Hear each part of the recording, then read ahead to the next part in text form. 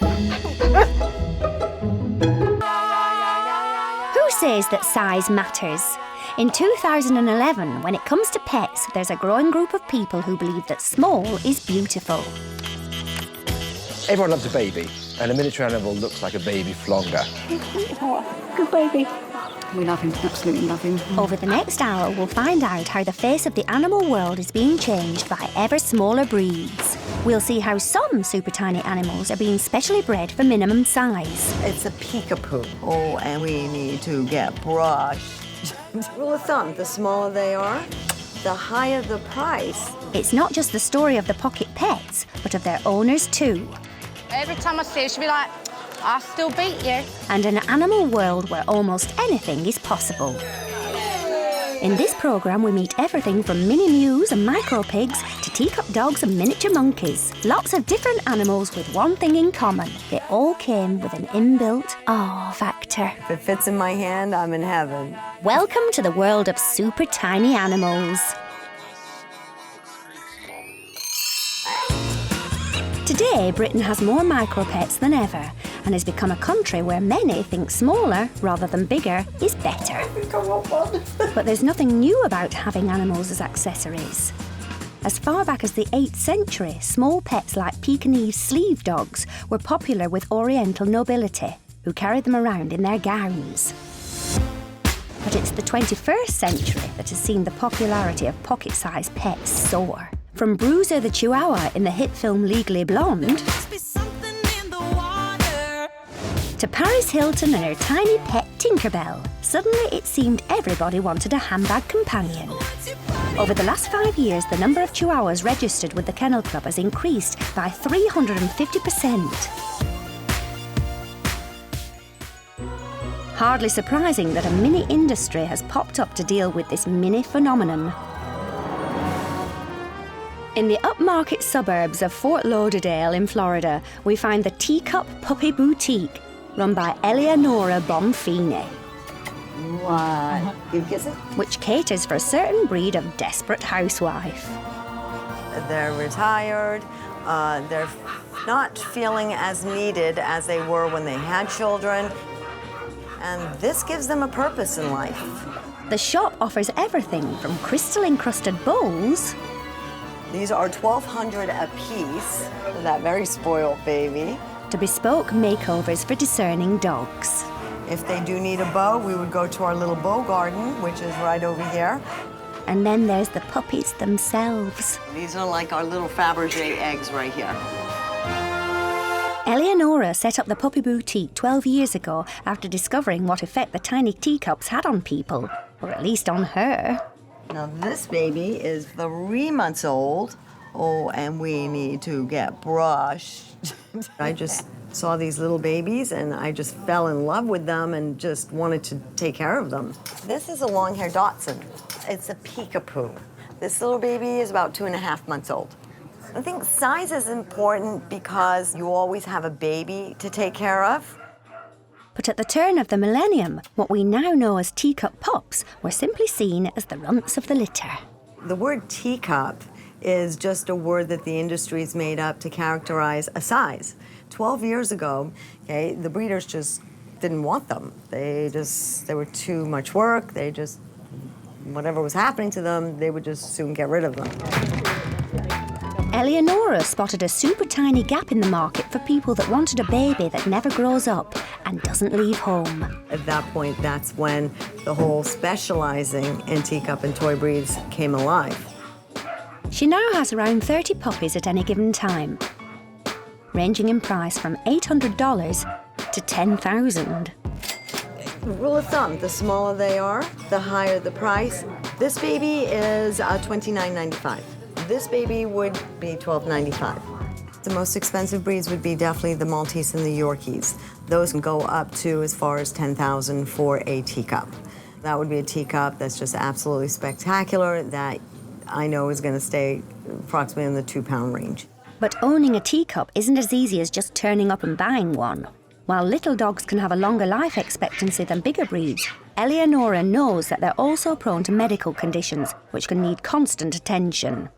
Realistically, we will turn away about 30% of the people that come in here to buy a puppy.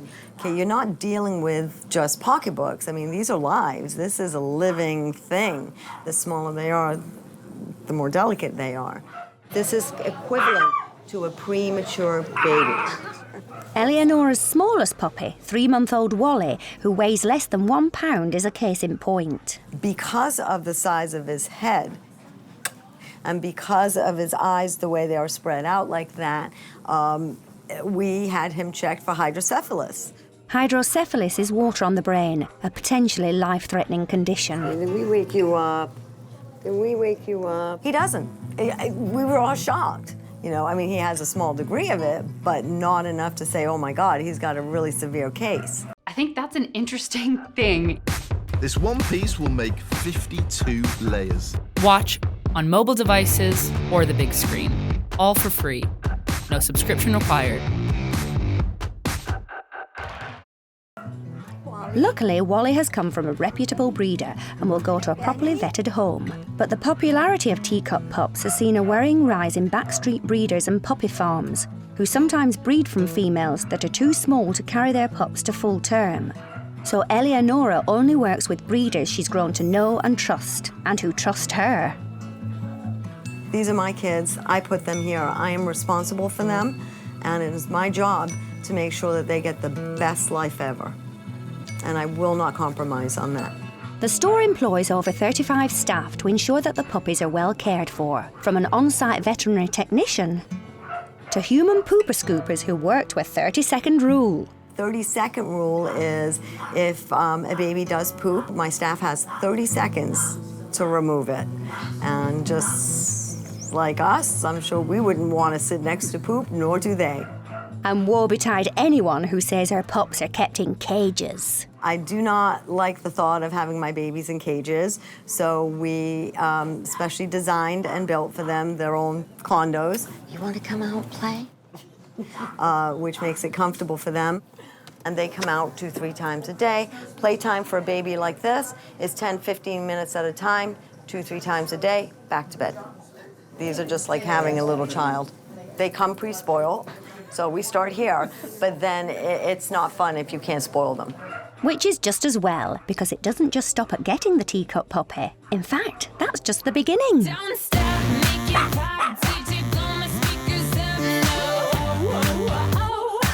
From tank tops to tutus, PJs to hoodies. Of course, we have for our gay community, we have our little gay t-shirts.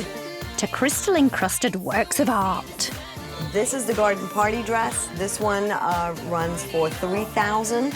We have the romance dress. Those are $4,000. Again, raw silk, all hand beaded with Swarovski crystals. And it's not just posh frocks.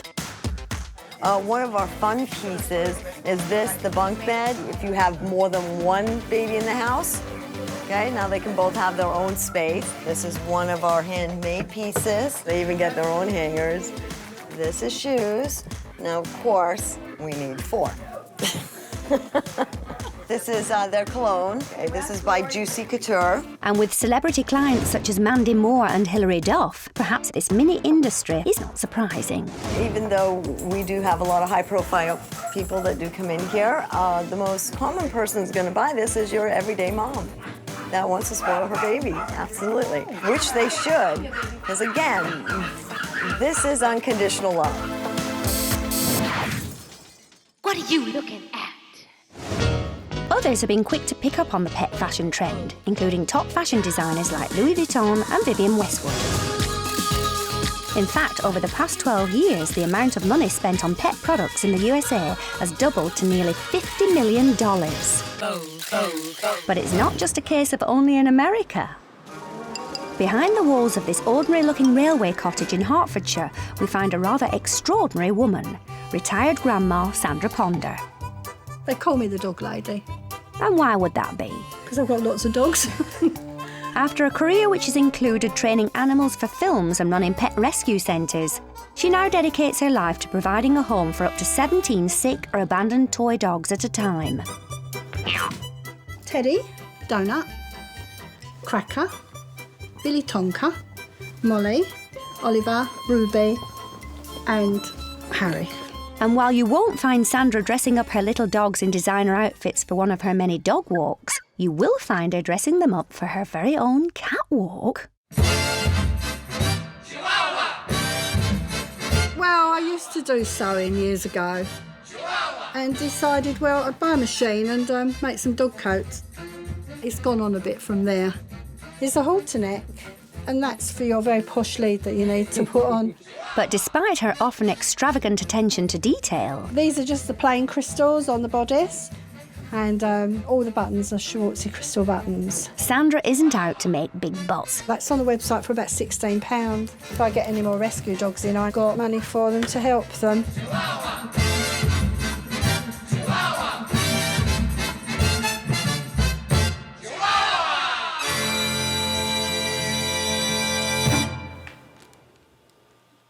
For the last 2 weeks, Sandra's been working away on a special commission. 2 blingy tutus for the poshest dog show in Britain. Well, in Essex anyway. With classes ranging from most diva-like dog to blingiest bitch, the show is firmly aimed at the image-conscious. And Sandra's latest customer is certainly that. Tony Sutton is a self-confessed Paris Hilton wannabe. A shop assistant and aspiring model, she's entering her 2 chihuahuas, Tinkerbell and Indy, into the Diva Dogs Show, along with her friend Louise, who's entering her Jack Russell, Tallulah. Yeah, I take her everywhere. My bank, the post office, hairdressers. It may be friendly competition between the two. Come on, Tink. What about that one? Pink is definitely Tinkerbell. Yeah, it is definitely. It's so you as well, Tony. But Tony's hoping that Sandra's bespoke doggy designs will be her secret weapon in her quest to win first prize. I haven't overdone them. Oh, okay. Wow. No, I do like them. I like this, all bling, very blingy. I love it. Yeah. Not sure what Tinkerbell thinks. They're pretty, are they? Thank you. Have a lovely day. I will do. We'll be back later to find out whether the blingy tutus are enough to swing the vote in the dog-eat-dog world of the Essex fashionista.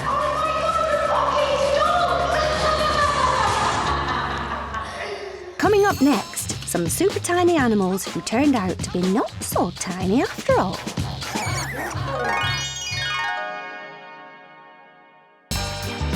It's thought that one of the attractions of smaller pets in 2011 is their ability to fit into their owners' increasingly smaller living spaces. And it's no different down on the farm, where more people than ever are escaping the city and buying hobby farms. Commercial livestock can be too big and expensive for such limited land. So smaller breeds that used to exist over 100 years ago, before refrigeration meant farmers upsized their livestock, have started to come back into fashion. Miniature Dexters like these may look strange, but they actually date back to the 19th century. And these Southdown sheep, nicknamed baby doll sheep because of their size and smiley faces, are beginning to make a comeback after near extinction. But while these four-legged friends have their feet firmly rooted in the farmyard, one animal has managed to make it over the threshold. When pictures of pint-sized pigs with everyday props hogged the headlines in the middle of the noughties, it felt like the whole world suddenly went micro-pig mad. But how did it all begin? This is Pennywell Farm in Devon, one of the first to open its doors to the public in Britain. Owner Chris Murray has spent over 20 years collecting as many breeds as possible, in as many different sizes.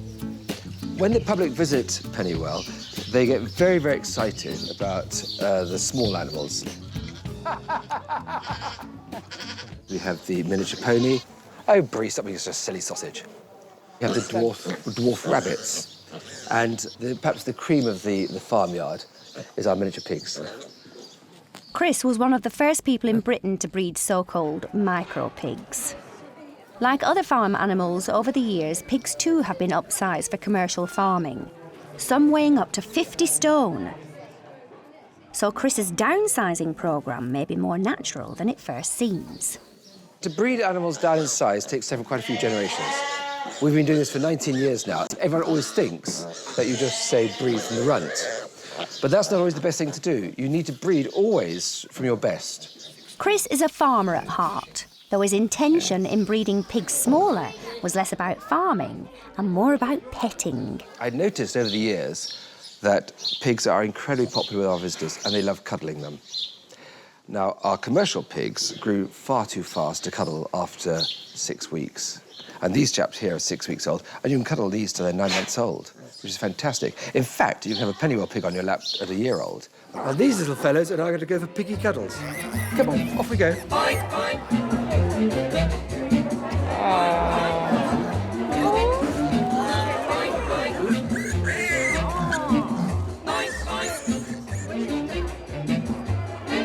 They are addictive. And you can see here, this little fella, he's really very comfortable. And this is prime time piggy cuddles. I mean, this is what people like. I've had adults sit here with a pig on their lap for over an hour and a half. And they actually came back for a second day out purely to cuddle the pigs. It wasn't for the children.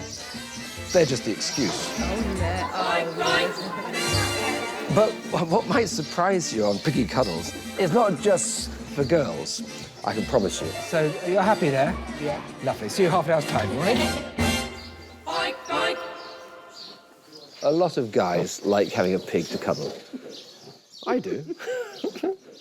As more people began to realise that a pig wasn't just for breakfast, Chris agreed to sell a few of them as pets. But a chance visit from friend and local photographer Richard Austin, now shooting pictures for the 5th best-selling micropig calendar, was to change the perception of pigs the world over.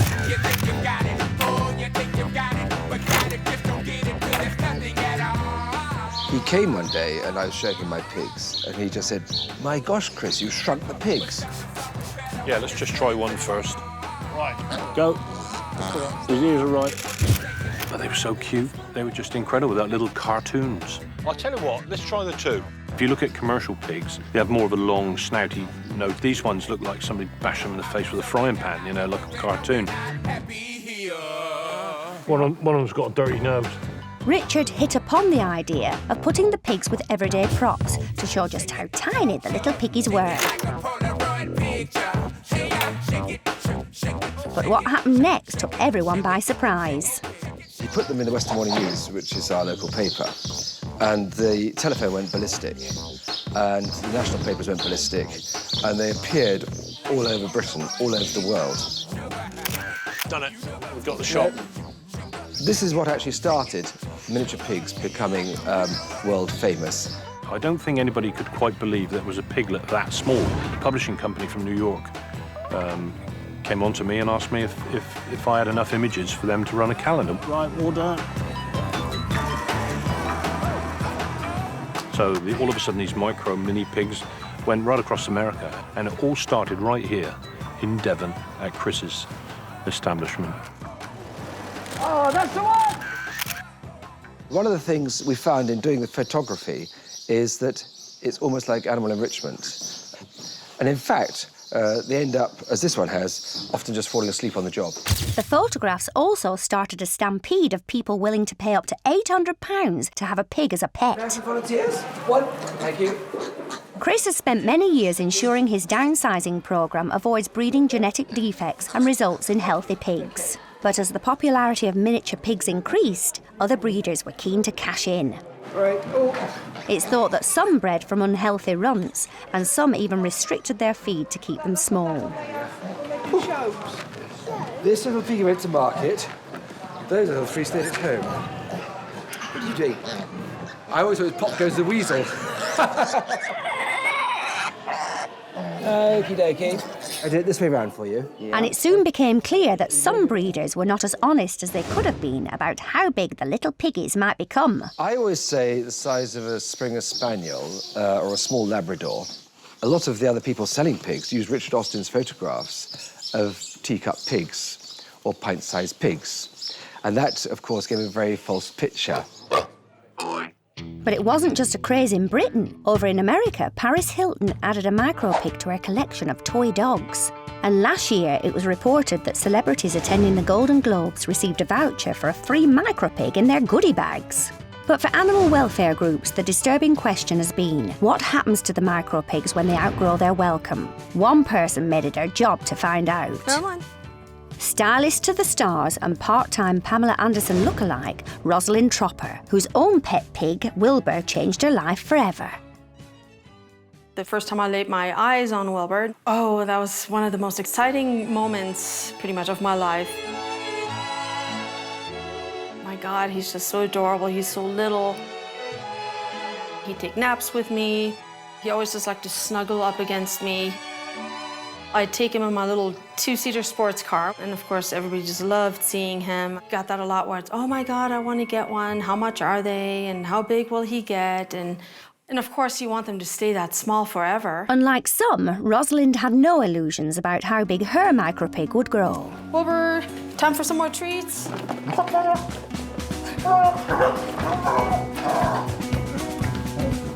I knew realistically, just from the research I've done, which again, a lot of people don't do, is that realistically, they don't stay that small.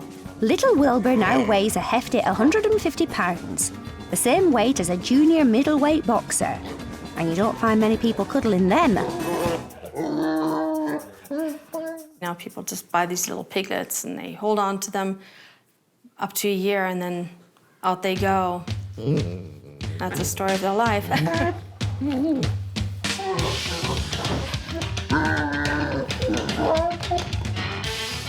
So 5 years ago, Rosalind decided to open up her heart and her home to abandoned miniature pigs.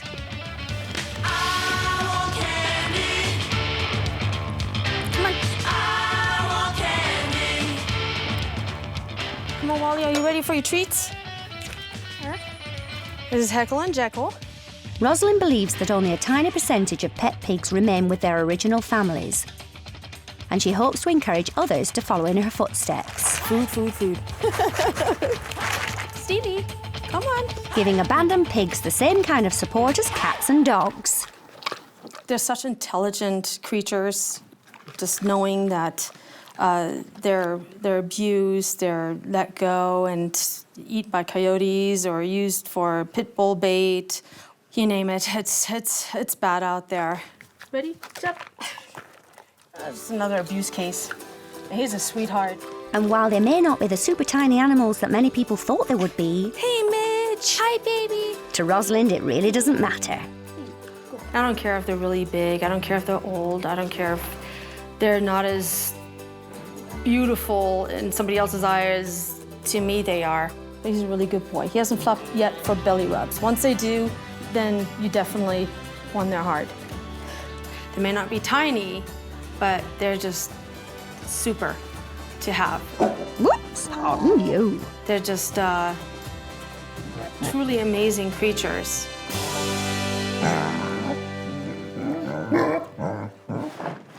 Coming up, we'll tread the trail of the micro pet Holy Grail, to be named as one of the smallest animals in the world. We hope that he's the world's smallest, but if he's not, we will love him anyway. Oh boy, that's knee-high, all right.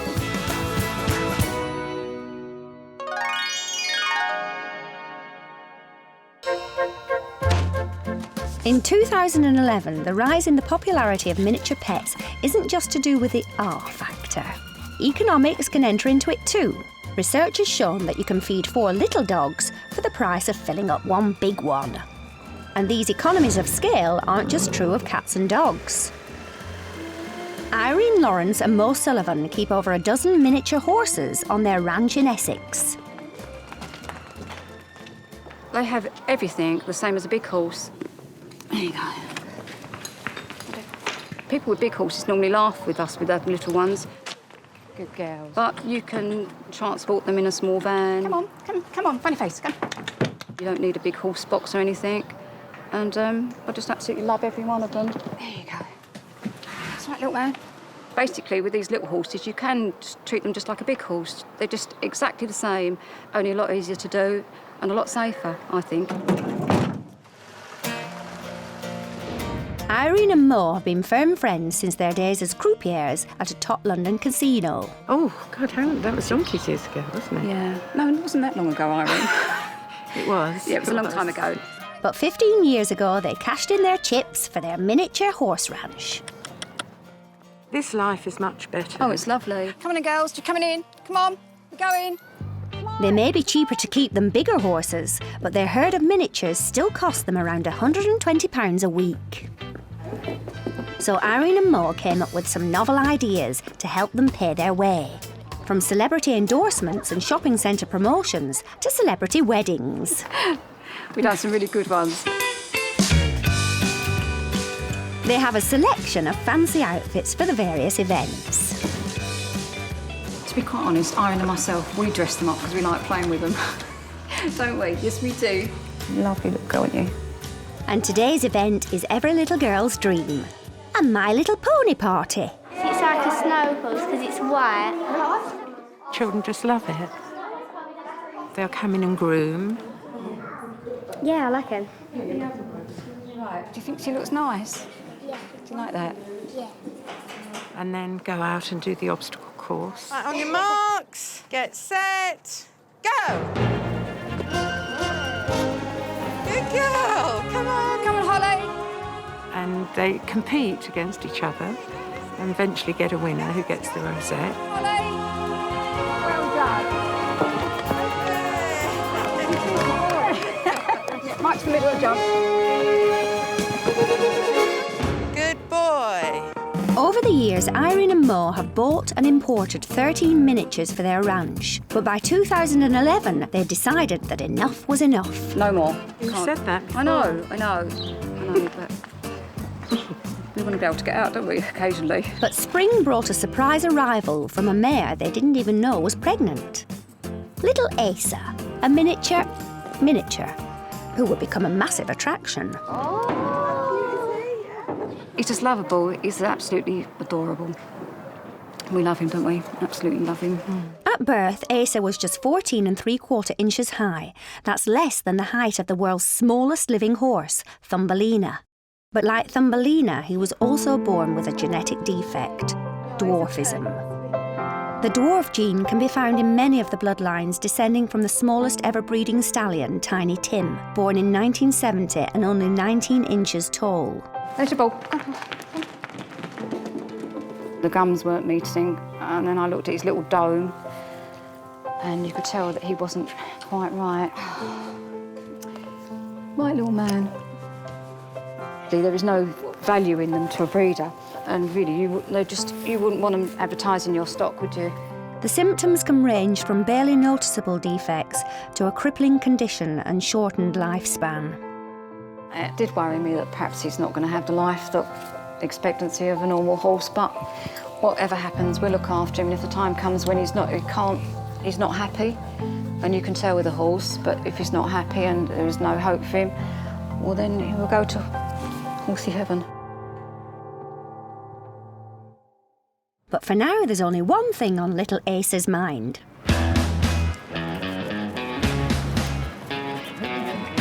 Horsing around with best mate Demon the dog.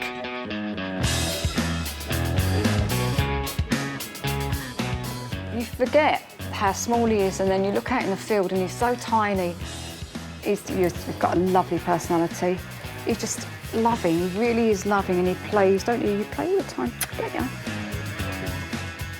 I don't think he'll be running through the limelight at the Horse of the Year show, but he will just play around during the day like the rest of them and get fat. You know, he just play and be looked after and loved. He's like having a big cuddly toy. Little baby. No, we wouldn't be without him. Well, I wouldn't be without him. Love him to death. Come here.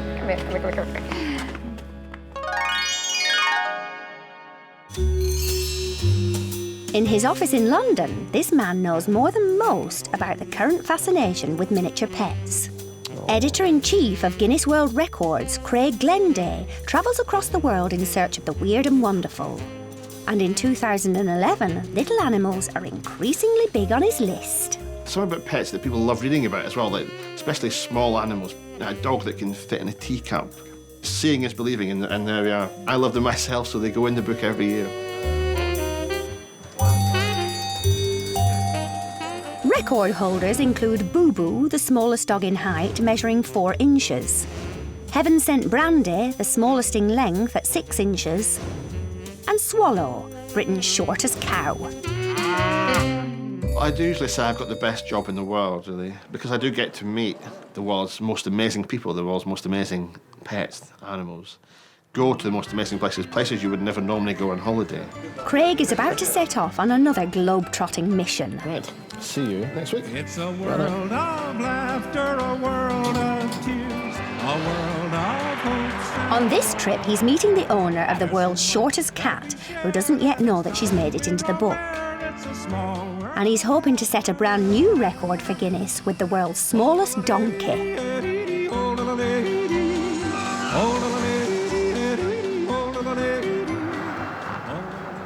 Every day there's something different, something new, exciting comes up.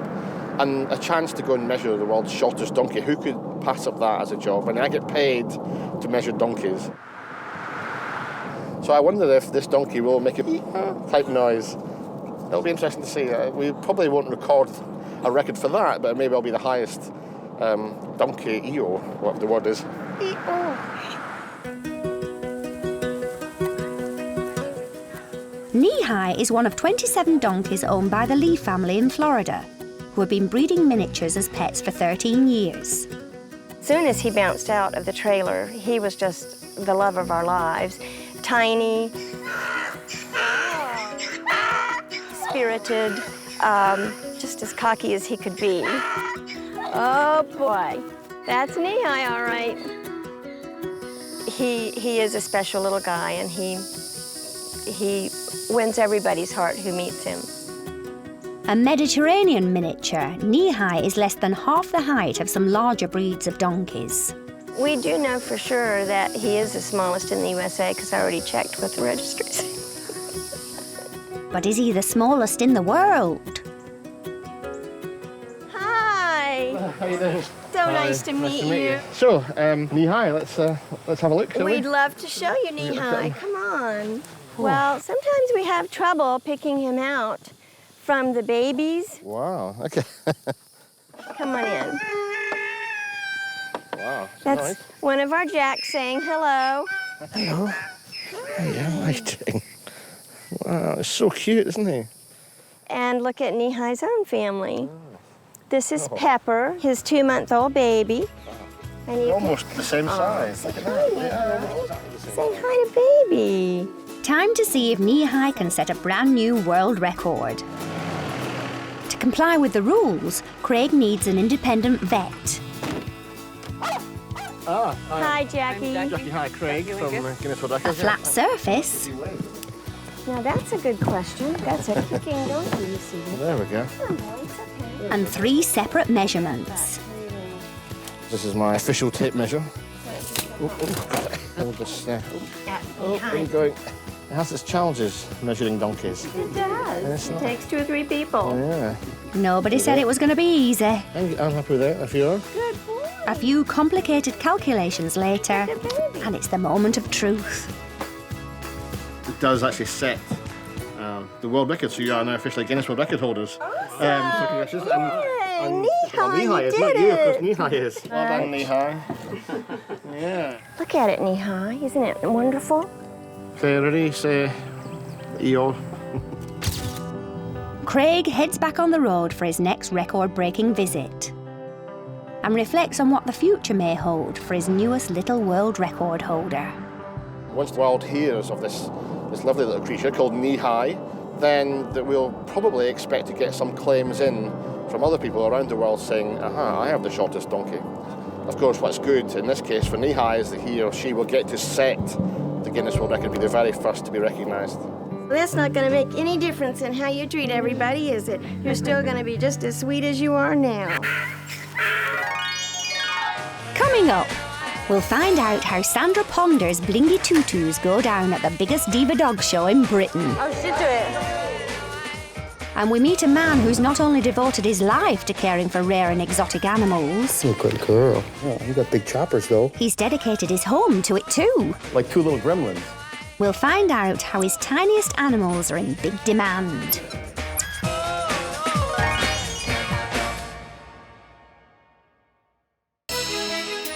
It's fair to say that in 2011, miniature pets are very much of the moment. Today, few people are surprised at seeing a dog in a handbag, but there are still some small animals that make us do a double take. Exotics are animals not normally classed as domestic pets, but increasingly many are becoming so, not least because some of them have become YouTube sensations, such as Sonia the ticklish slow loris.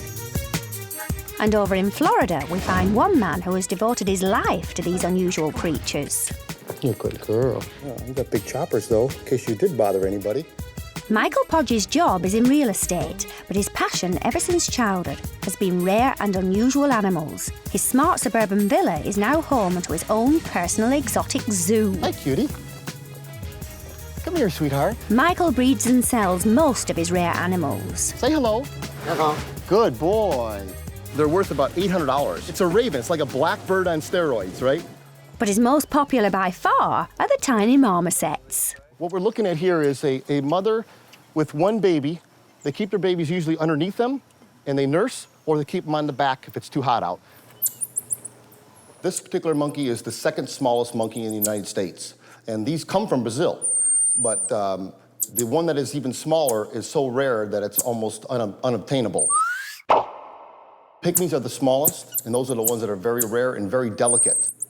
And they're too expensive to own. So these are the most common, and these are affordable for people to have them as a pet. They make great pets. It's thought the marmoset takes its name from a French word meaning grotesque image, but that hasn't stopped it becoming one of the most sought-after exotic pets in America today. Women consistently ask, can I put a diaper on them? Can I hold them? Can I rock them to sleep at night? Women ask that. Men don't ask that. I mean, you name it. The people ask some of the strangest questions, and it cracks me up.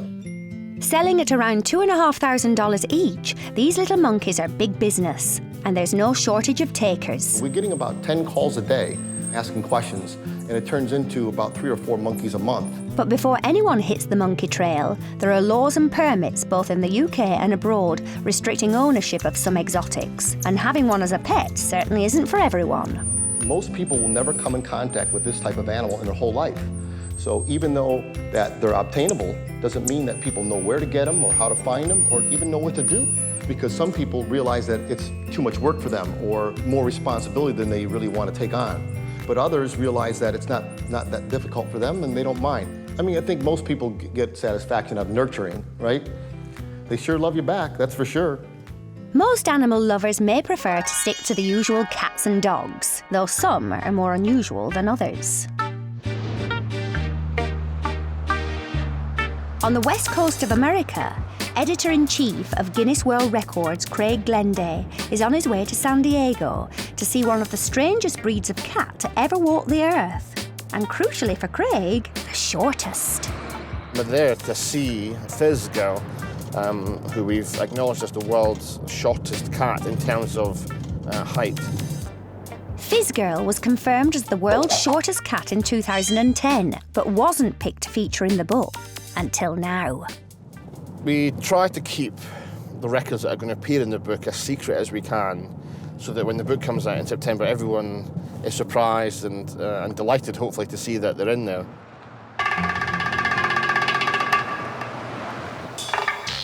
So Craig's visit today isn't to see whether Fizz Girl gets the record, but to surprise her owner with the news that she'll finally get to see her cat's name in print. A horse breeder by trade, Tiffany Chelderhart started breeding what are known as munchkin cats after stumbling on a strange-looking kitten over 30 years ago. We thought it was sick. The local vets are like, I don't know what's wrong with this thing. Like corgis and dachshunds, munchkin cats display a naturally occurring genetic mutation that results in abnormally short legs. Tiffany started breeding what she now calls her mini mews. But in 2008, one mini mew seemed even minier than normal. I started watching, and then when she came 2 years old, I thought, you gotta be kidding me, at 2 years old. Although Tiffany was delighted that Fizz Girl got the world record, Her hopes of fame and fortune were dashed when she didn't make it into the book. So when I was at a Costco and they had all the Guinness book display when they had just brought them in and there was a huge thousands of books, rushed over and went looking, and slowly I'm sure the frown kind of went, oh, well, maybe next year. Today, Craig Glenday is on his way to deliver some good news. Tiffany believes the reason for his visit is to check that Fizz Girl hasn't outgrown her world record. But Craig has a surprise up his sleeve. Or at least in his briefcase. Come on in. Wow. Welcome. Here's our kitties. Oh, wow. First, Craig gets to see whether cats are any easier to measure than donkeys. Don't be too frightened. Okay. A grip on the cage like some kind of, I don't know what that was. The 5. There you go. She's off. I know, I'm sweating in here too, baby. We turned the fan off. It's Yeah. getting wet. See, look at that, Yeah, 5. it's between, 5.5. to be sure, I would say 6. 6 will work. Pretty much 6. Well, that's good. That means Hey, we do it, Fizz yes. Girl retains the Guinness World Record, which is fantastic news, and shortest living cat, so well done. But then it's time for Craig to reveal the real reason for his visit. Oh, you're lying to me. We have a special copy just hot off the press. Oh, you're lying. And This is so exciting, you guys. You have no idea. Oh, Lordy, there she is. Oh, Fizzy. Oh, I'm gonna cry. there you go, 6 inches. She's in a book. We did it. You did it. You did it. Yay. Oh, this is awesome. Oh, I'm dying. A whole half page. Oh, It's worth the wait. yes. Yes. You guys rock. Congratulations, well done. Thank you so much. I gotta get an autograph from you. Hold on, let me go get my pen.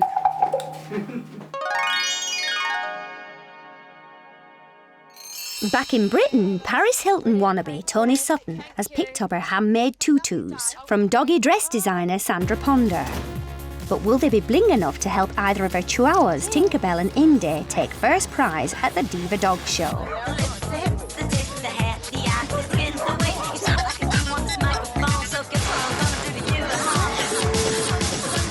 The dog show is the first of its kind, bringing the fashionistas of fluff together in a blingy version of Crofts. Perfection. When it comes to diva dogs, it seems the only way is Essex too. Tony has brought her rapper boyfriend Jason along to help with her little princesses. Not quite Snoop Dogg, perhaps, but it takes all types. This is not the image I'm looking for, but these are our princesses. But what about the competition? Tony's friend Louise and her Jack Russell Tallulah have gone for the leopard skin look. Thank you. I love the outfit. Yeah, I like yours as well. Thank Absolutely you. brilliant. Handmade, so it took a long time to make it. Yeah, hers was handmade as well. Oh, okay. Well, yeah, I had the dress made first, and that's when I said to her, I don't suppose there's any chance you can make a leaf as well.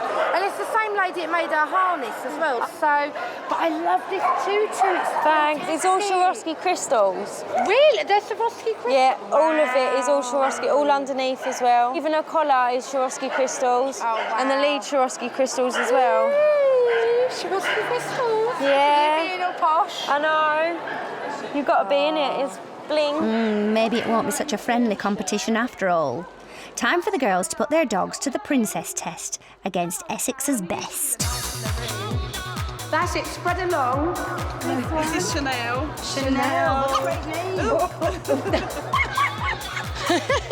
And who is this? Tinkerbell. Tinkerbell. Sitting nicely. Yes. Where did you get her tutu? They're all handmade. Wow. Oh, we love her. Tinkerbell. Thank you.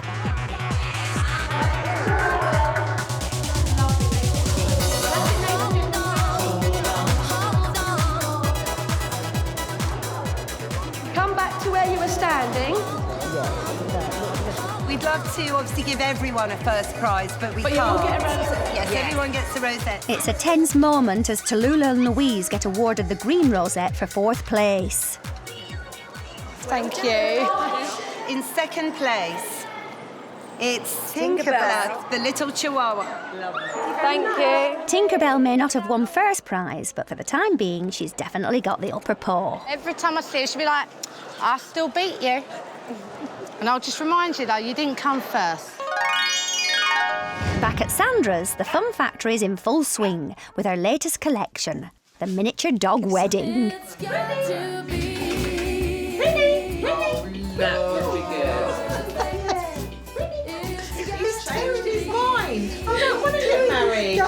And news that her costumes didn't quite walk off with first prize hasn't dampened her spirits. Just a bit of fun. You can't be serious doing that, can you? It does amuse me. If the demand is they want dresses and skirts and wedding frocks, we can make them. As long as people don't go over the top, you know, then I've got no problem with it, really. And they are cute, yeah, they're very cute.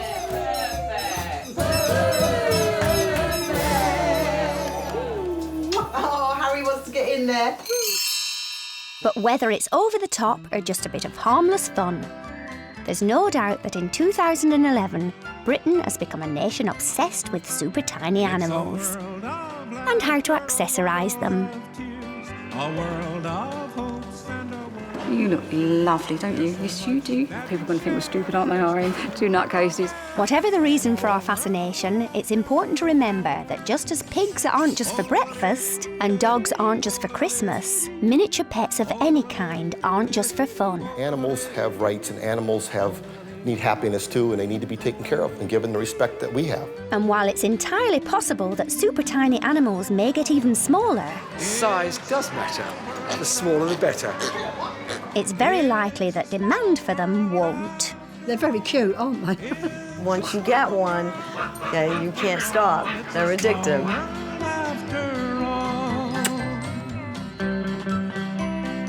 Oh, little lady, oh, lady, oh, little lady.